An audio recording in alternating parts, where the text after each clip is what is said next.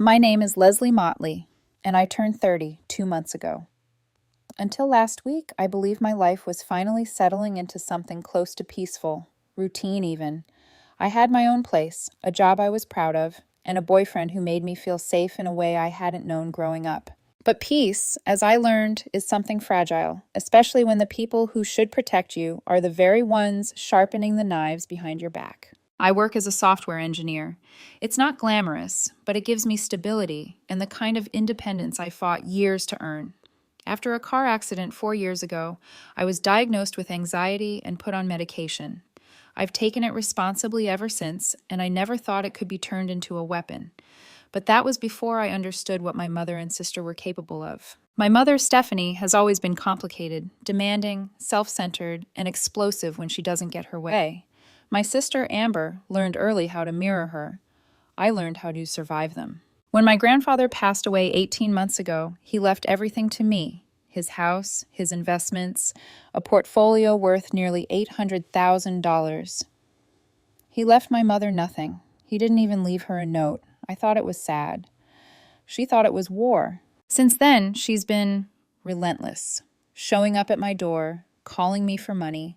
Subtle insults slipped into conversations like tiny blades, and once, breaking into my house while I was at work. I should have known it wouldn't stop there. My boyfriend Daniel Reyes has been my stable ground. He's a civil engineer, steady, calm, thoughtful. When anxiety gets the better of me, he's the one who reminds me to breathe. We've been together a little over a year. His ex-girlfriend, Madison, on the other hand, is a walking storm cloud. Dramatic, intrusive, always trying to stir up just enough trouble to remind me she existed before I did. Daniel insists she's harmless. I've never believed that. Women know the difference between harmless and hungry. But none of that mattered the morning everything went sideways. It was a Tuesday, too early for anything catastrophic. I had just poured coffee when the doorbell rang. A man in a navy blazer stood on my porch holding a stack of papers. "Are you Leslie Motley?" "Yes." "You've been served." Served. The word felt like a physical blow. I flipped through the pages, confusion turning to ice-cold fear with each line I read. A petition for guardianship, filed by my mother. She was claiming I was mentally incapacitated, unable to manage my own life, vulnerable, erratic. She wanted full legal authority over everything I owned, financial, medical, personal. She wanted control of my inheritance. I stood there in my doorway, the pages trembling in my hands. I remember hearing my own heartbeat as the air thinned around me. This had to be a mistake, a misunderstanding, some paperwork error. But then I saw the signatures, my mother's, my sister's. Amber had written a statement saying she feared for my mental stability. It felt like being stabbed, slowly. I called Daniel immediately. He rushed over in record time, his keys still in his hand as he walked straight to me and wrapped me in his arms. "Les, hey, look at me. Breathe. What happened?" I handed him the papers. He read them silently, his jaw tightening. By the second page, he muttered, "What the hell is this? This is insane." I wanted to believe he could fix everything just by being there, but deep down, something old and familiar was stirring, a fear that came from childhood. The feeling of being trapped in a room with my mother and knowing she held all the power. Except now she wanted the legal proof of it. Over the next 2 days, reality tightened around me like a vice. The petition accused me of making reckless financial decisions and mismanaging my inheritance. It claimed I was destabilized by psychiatric medication. Amber's statement was worse. She wrote that I'd been emotionally volatile, unable to handle daily stress, and in need of supervision. Supervision. My own sister thought, or pretended, that I needed someone to supervise me. Or maybe she didn't believe it at all. Maybe she just wanted the money. Every detail, every accusation was twisted, exaggerated, taken out of context.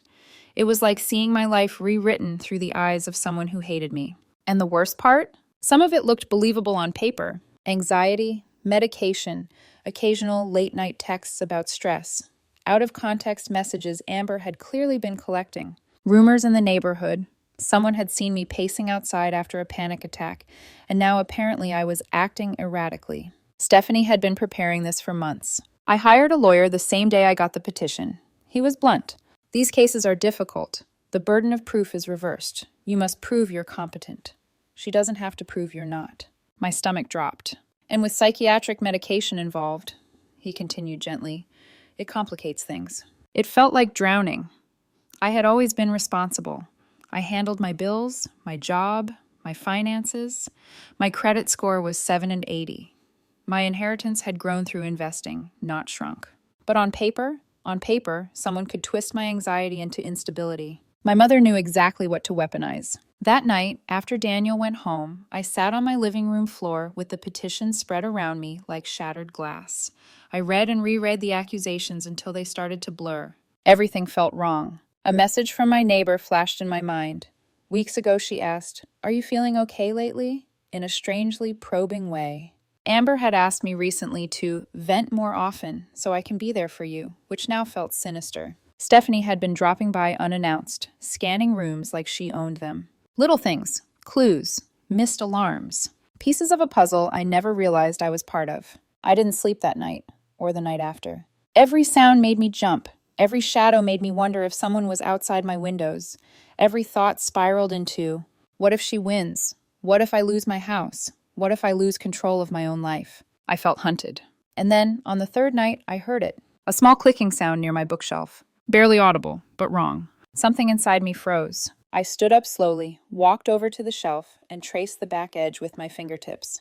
And that's when I felt it. A tiny device. Warm, metal, hidden. My blood ran cold. It wasn't paranoia. I wasn't imagining things. Someone had been recording me. Recording inside my house. And that was the moment everything changed. I didn't touch the device at first.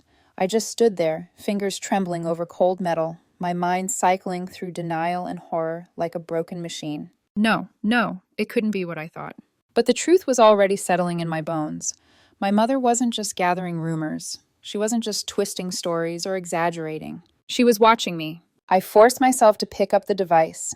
It fit neatly in my palm, a tiny black square with a blinking light so faint you'd miss it unless you were looking directly at it. I wanted to scream. I wanted to throw it against the wall. I wanted none of it to be real. But it was. My phone buzzed. Daniel. "Leslie, are you awake? I'm outside."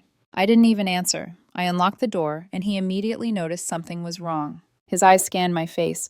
What happened?" I held out the device in my trembling hand. His reaction was instant, jaw clenching, anger flooding his eyes.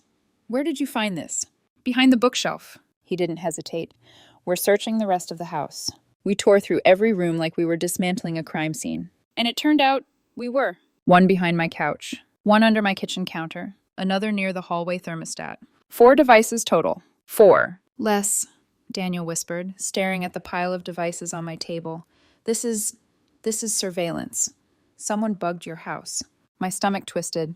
She did this. She had to. My mother. She's trying to build a case. He ran a hand through his hair, pacing. "This is illegal. This is breaking and entering, wiretapping, stalking. We need your lawyer tomorrow morning."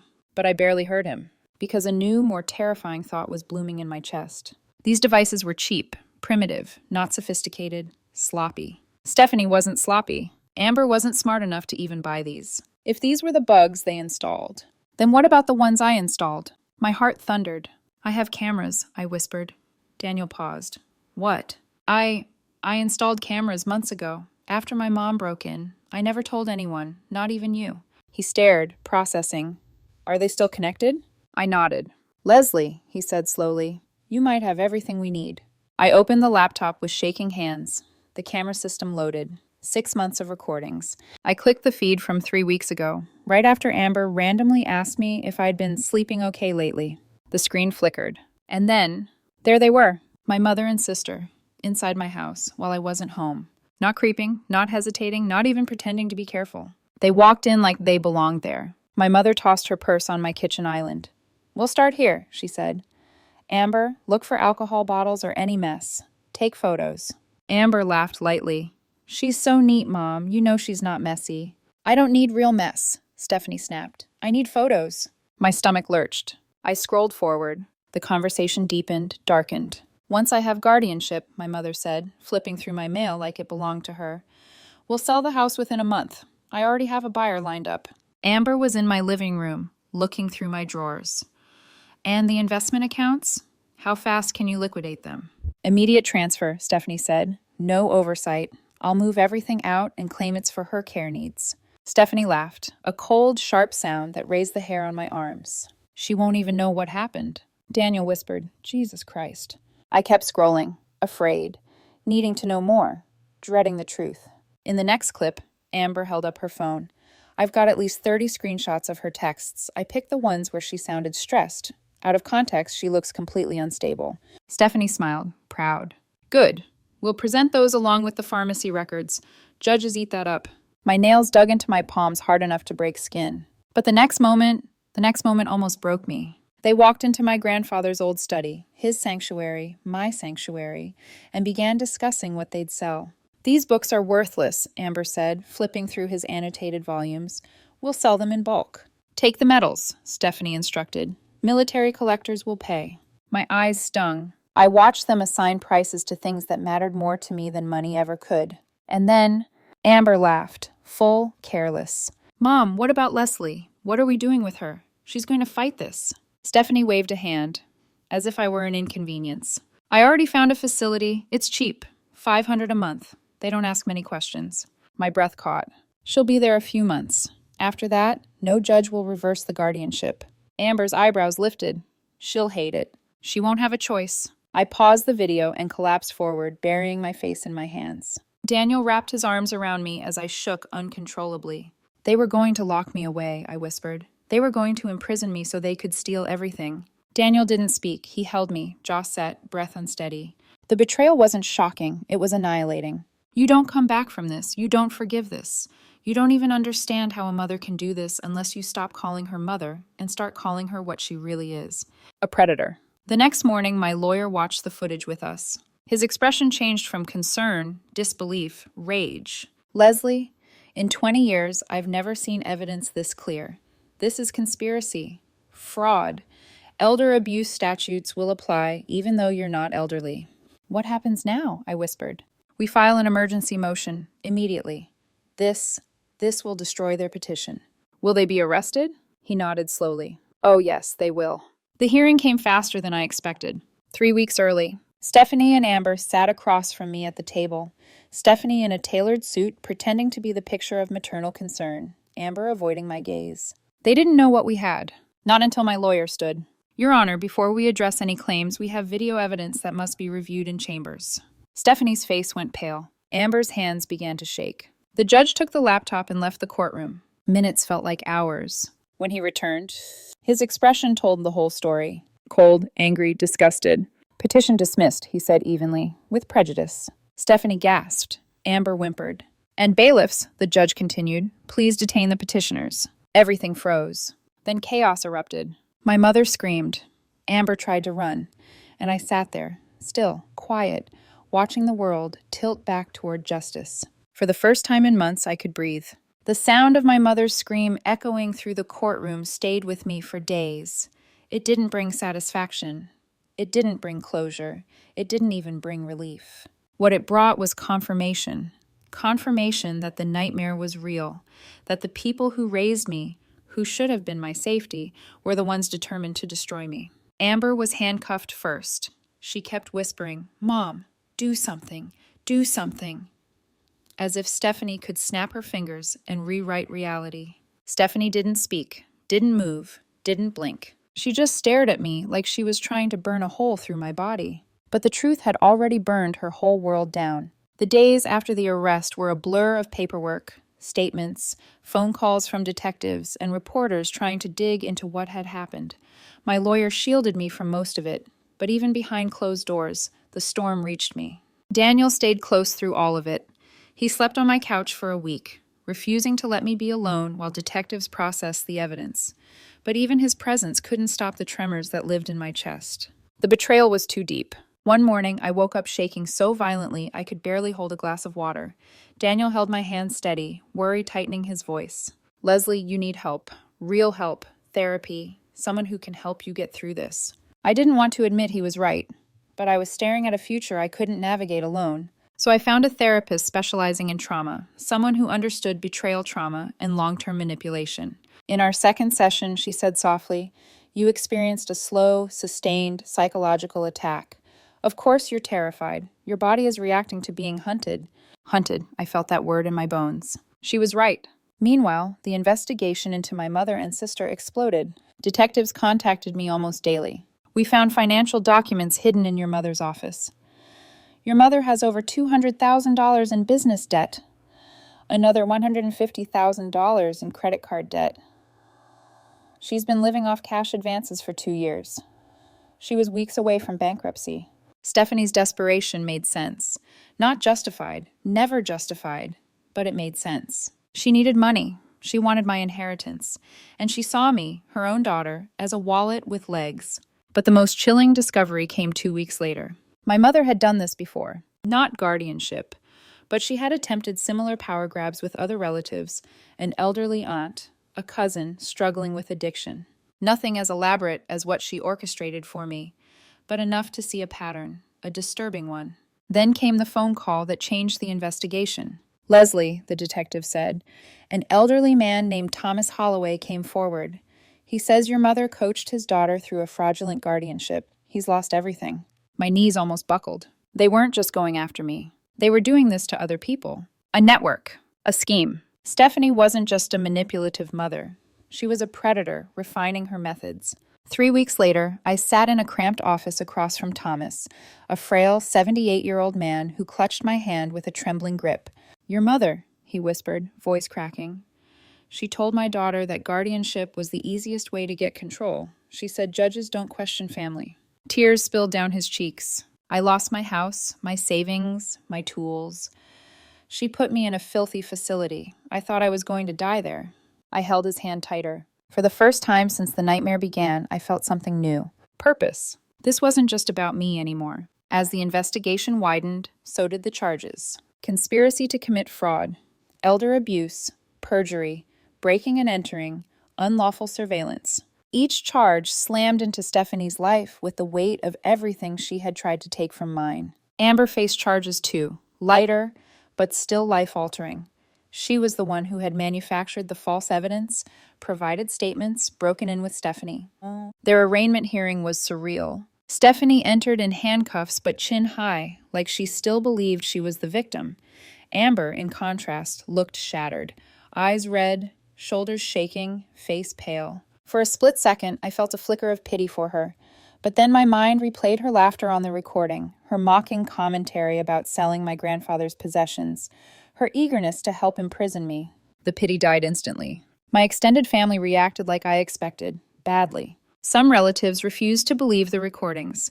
Others said I should handle this privately and not ruin your mother's life. My aunt texted, "Family is family. You don't put them in jail." I responded, "Family doesn't try to lock you in a facility." I blocked her. I blocked a lot of people that month. My therapist told me I was learning boundaries. It felt like I was tearing down the little left of my family tree. But in the ruins, something unexpected happened. Daniel became my real family. He stood by me through every hearing, every sleepless night, every panic attack. But his ex, Madison, started showing up again. She texted him, "I heard about Leslie. You must be so overwhelmed. If you need someone stable to talk to, I'm here." Daniel showed me the message immediately. "Stable?" I scoffed. He laughed. "She's trying, but she's not part of my life, Les. You are." Still, her shadow lingered. Trauma does that. It turns even harmless things into threats. 2 months later, the grand jury hearing arrived. I watched the jurors' faces as they listened to the recordings. Some paled, some shook their heads in disbelief. One woman openly cried. The indictments were unanimous. Stephanie and Amber were officially charged on all counts. The biggest shock came next. The attorney representing my mother, the one who had filed dozens of similar guardianship cases, was placed under investigation. Kickbacks, fraudulent petitions, improper filings. The man had weaponized the law to exploit families. Stephanie wasn't just part of a scheme. She was the centerpiece of a fraud network. Then came the sentencing. Stephanie was sentenced to 2 years in federal prison, plus 3 years of supervised probation. Amber received 6 months in jail, 2 years probation, and community service. Amber's husband filed for divorce and full custody and won. When the judge said, "Someone who conspires to falsely imprison her own sister cannot be trusted with her children," Amber collapsed, sobbing. For a moment, I almost reached for her. But then I remembered. She chose this. Afterward, outside the courthouse, Daniel took my hand, brushing his thumb across my knuckles. "It's over," he whispered. But I shook my head. "No," I said softly. "It's only the beginning." Because the wreckage my mother caused wasn't just legal. It was emotional, psychological, moral, and I felt something awakening inside me, a fire I didn't know I had, a purpose forged in betrayal and loss. I wasn't done, not even close. 1 year after the day I found the listening device behind my bookshelf, I woke up to sunlight spilling through the windows of my grandfather's study. Not my mother's house, not a facility, not some place chosen for me. My home, my life, still mine. The scent of old books and polished wood filled the room, familiar, grounding. My therapist says sensory anchors help with trauma. This room had become my anchor. Grandfather built it, lived in it, trusted me with it. Everything my mother tried to take, this room quietly gave back. A year's worth of reconstruction. The legal battles didn't end quickly. The emotional battles didn't end at all. I spent months learning how to live without jumping when someone knocked on my door. Months learning not to stare at every corner of my ceiling, wondering if something was hidden there. Months learning to trust, slowly, painfully. But the world kept moving. The criminal case against Stephanie and Amber concluded with their convictions. Stephanie was denied early release for demonstrating a lack of remorse and accountability. Amber finished her 6-month sentence and moved into a small apartment near her workplace. Her nursing license was revoked, her custody lost, her marriage dissolved. The price of her choices carved itself into every corner of her life. Thomas became family. Of everything that happened, one of the greatest gifts came from the unlikeliest place. Thomas, the elderly man my mother helped target, became family. We had lunch every Tuesday at a small diner near the courthouse. He taught me woodworking. I helped him repair his old truck and navigate legal paperwork. He reminded me of my grandfather, the softness, the wit, the stubborn dignity. One afternoon, he placed a hand on mine and said, "Your strength saved my life. I'll never forget that." What I didn't tell him was that he saved mine too. Helping him gave me purpose when fear threatened to hollow me out. The foundation was born. The first idea came during therapy. "What do you wish someone could have done for you?" my therapist asked. "I wish," I whispered, "that someone had warned me, fought for me, believed me." Those 3 words planted the seed of what became the Grandfather's Shield Foundation, named for the man who protected me, even after death. By the 6-month mark, the foundation had 3 attorneys, a hotline, a volunteer network, emergency travel funds for victims, a database of fraudulent guardian patterns. We were helping people, real people, people like Thomas, people like me. When the first guardianship petition was dismissed because of our help, I cried for an hour straight. Not from sadness, not from relief, but from pride. The kind my mother never once gave me. Daniel stayed. I was terrified that trauma would ruin my relationship, that I would be too much, too guarded, too damaged. But Daniel stayed. He stayed when my panic attacks woke me at 3 a.m. He stayed when I doubted every compliment because I didn't trust good things. He stayed when Madison tried to reappear. Twice. The second time she sent him a message, "I can offer a stable life, Daniel, not chaos." He showed it to me immediately, then blocked her. No drama, no hesitation. "Les," he told me, holding my face in his hands, "you're my future, nobody else." For the first time in a long time, I believed him. 6 months later, he moved into my grandfather's house with me. It wasn't just a home anymore, it was ours. Legislation and the law that bears my name. The legislative committee invited me to speak in the fall. I stood in a crowded hearing room, my hands gripping the podium, and played a small portion of the recording. Just a minute of my mother and sister discussing how to fake evidence. Gasps filled the chamber. Then I told them what it feels like when the people who raised you weaponize the law to take your life. When I finished, a senator wiped her eyes and said, "Ms. Motley, we are failing people like you." 3 months later, the Adult Guardianship Reform Act passed in our state. Informally, reporters called it Leslie's Law. I never asked for the name, but deep down, I understood why they gave it to me. Because this wasn't just my fight anymore. Healing the family, that could be saved. Amber reached out to me after her release. A handwritten letter, shaky, uncertain. "I know you don't owe me anything," she wrote, "but if someday you want to meet the boys, I'd like that. They miss their aunt." For a long time, I couldn't bring myself to reply. Then one morning, staring at my reflection, older, stronger, scarred but still standing, I realized something. I didn't want my nephews to grow up thinking our family was only made of monsters. So I wrote back. Short, careful, but open. Now I see them on weekends. We go to the park. I teach them card games Grandfather taught me. They don't know the full story, only that their mom made bad decisions and is trying to be better. That's enough for now. As for Amber, we're not sisters again. Maybe we never will be. But we're no longer enemies. And sometimes that's the best outcome you can hope for. The final letter. 6 months into her sentence, Stephanie wrote to me. Pages of manipulation disguised as apologies. Twisting. Blaming.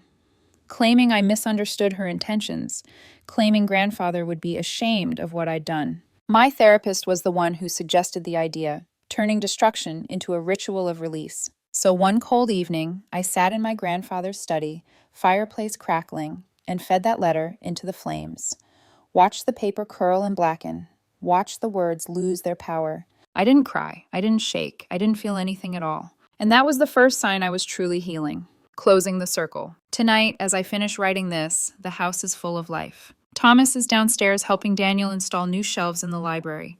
My nephews are visiting this weekend. The foundation just helped its 100th family, and I'm preparing for a gala where a senator will introduce a federal guardianship reform bill inspired by our work. I inhale deeply. Lavender, old books, wood polish, garlic drifting up from the kitchen where Daniel is cooking. Peace. Real peace.